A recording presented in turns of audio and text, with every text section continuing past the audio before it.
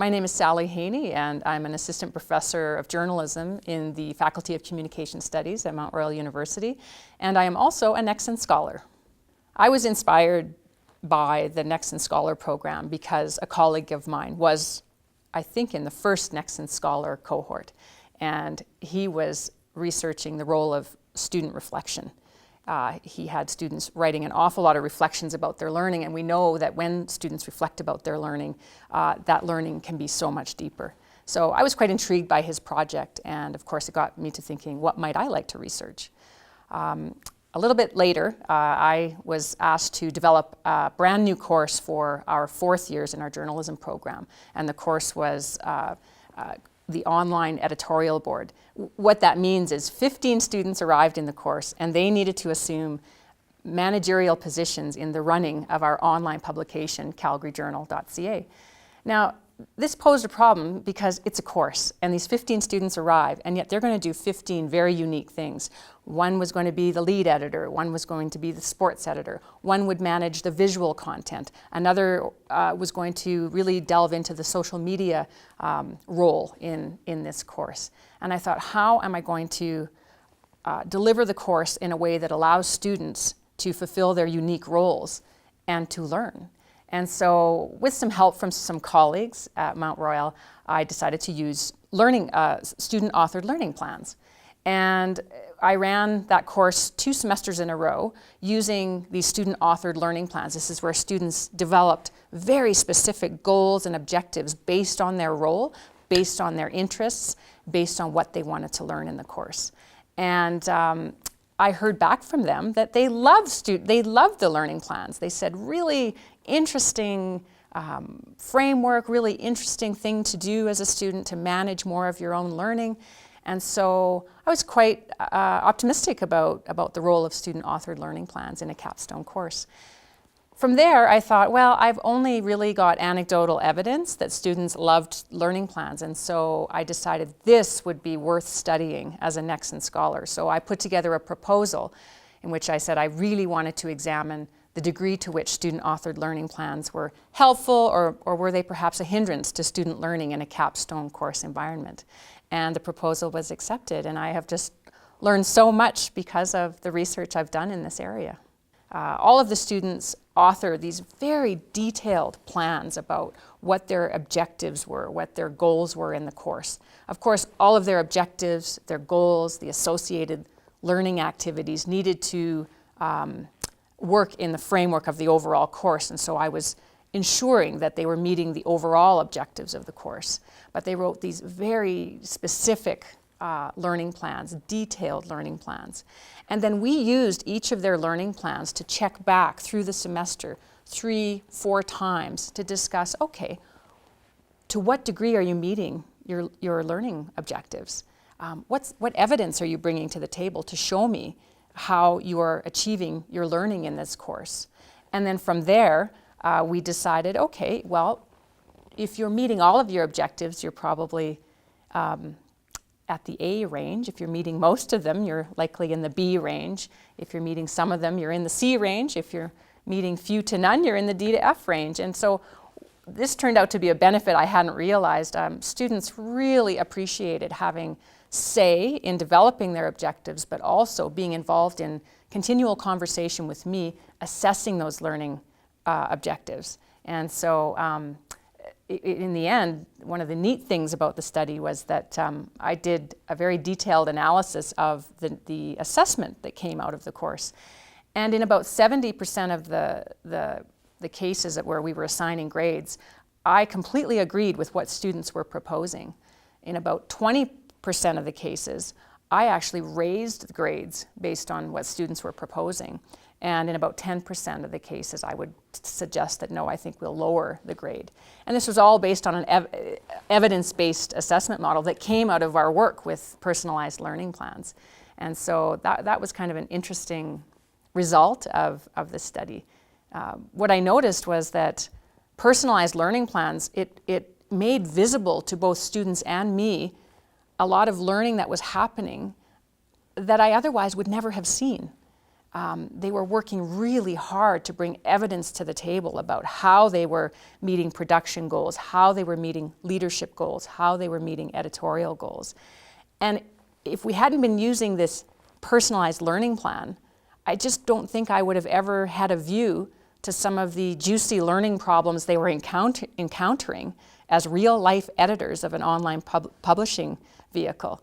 And so that too was just a fascinating result of doing this type of research. One way that I like to think of this type of research is, you come into a university environment and you begin to teach. We make assumptions that students, of course, come into a university environment to learn. But I think what this type of research does is it allows you to take a brush and really uncover the space between teaching and learning. I think if you fail to uncover that space between teaching and learning, you run far too big of a risk for students not to achieve learning potential. So we really need to check in with our students, and this type of research, I think it really appeals to me because it requires a deep check-in with students as learners.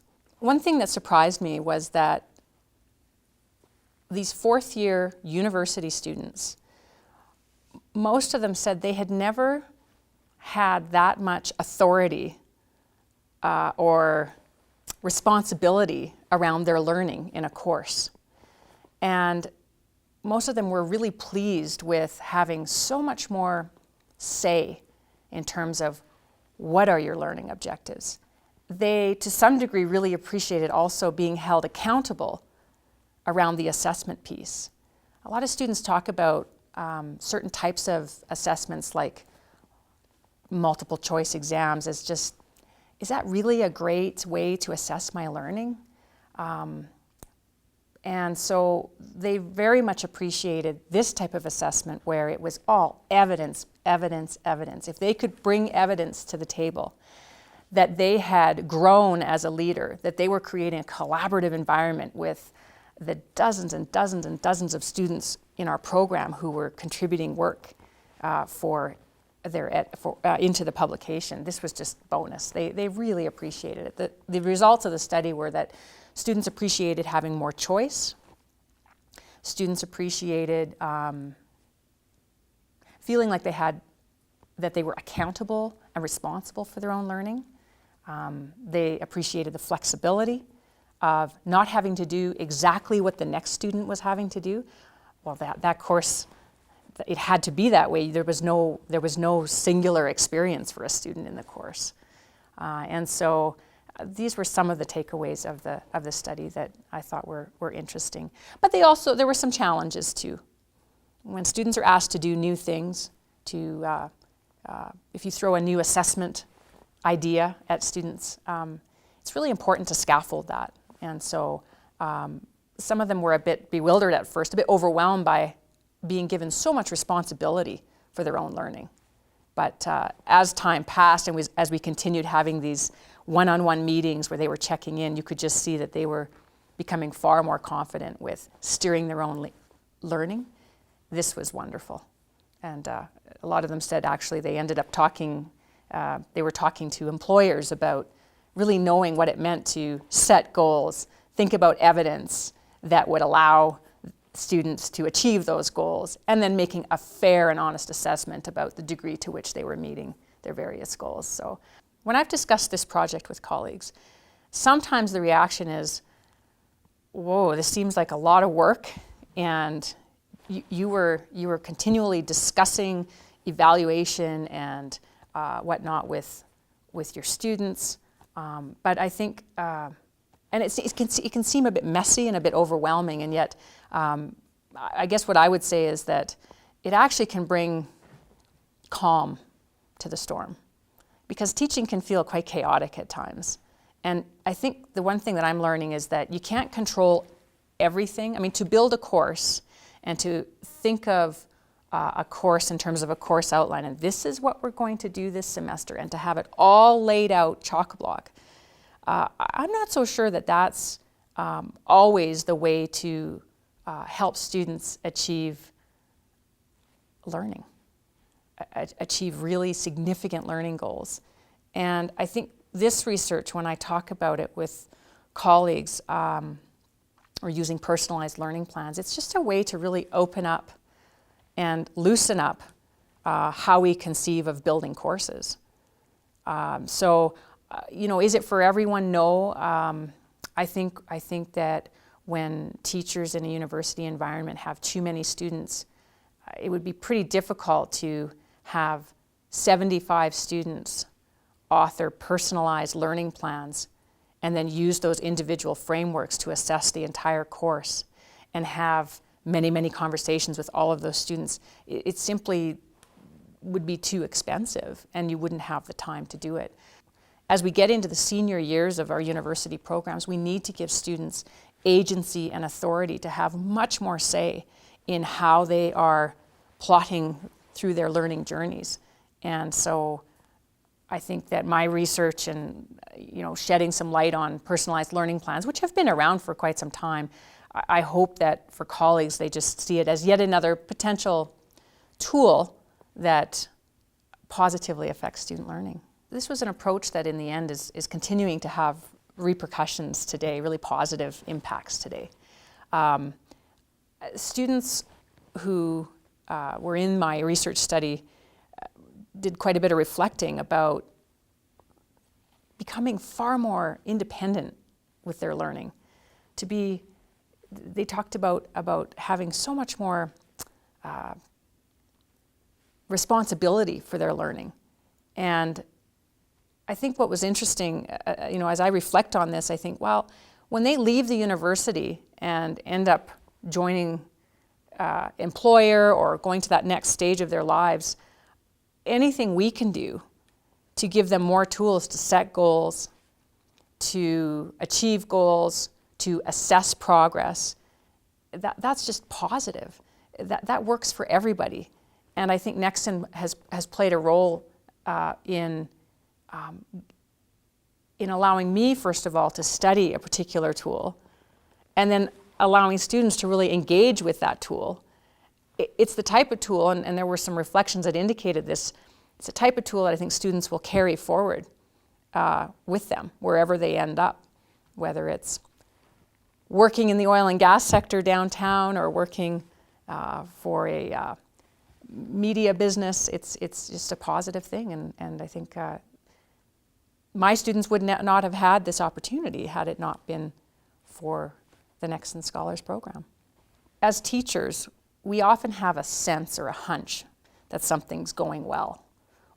In the same way, we can often have a pretty good sense of when things aren't going well. And I think all too often we rely on anecdotes to try to explain, well, why is this working so well? Or why does this not seem to be working well? This research, Scholarship of Teaching and Learning research, helps us become a lot more rigorous about what's really going on. There are some terrific resources now, some real leaders in this area of research that provide us with the tools and the ways to design a research project in order to get a little further down the road to understanding what is it that we are doing as teachers? What's happening on the learning side of the equation? And I think SOTL research is really upping the scholarly teaching that I think we all want to be doing. Doing certain types of research can be quite lonely, and you can feel a little unsure about what it is you're doing, and I think most researchers would talk about the need to have a community. And what I noticed is that the Nexen Scholars Program has created a vital community at Mount Royal University. There are a growing number of people who are doing interesting research where they're examining the linkages between teaching and learning. And I know I have just so appreciated the community that the Nexen Scholars Program has created. I've also appreciated the resources that have come from the Nexen Scholars Program. And so we're just building an ever expanding pool of resources for new scholars to get really serious about what it is they're doing with their teaching as it relates to student learning. And that's in large part because I think we have seeded a community, and it's now really growing at Mount Royal. It's a community of very committed scholarly teachers. One thing that I'm now working on is a collaborative research project, and it turns out that my 3 research partners, who are all teachers here at Mount Royal, are also all former Nexen scholars. And so the 4 of us have linked elbows, and we're doing a study that's examining the development of professional identity among student journalists. And so I think this is a fine example of what happens when people begin a certain type of research and are supported. Then they collaborate and continue to ask interesting questions that really grow the teaching and learning space here.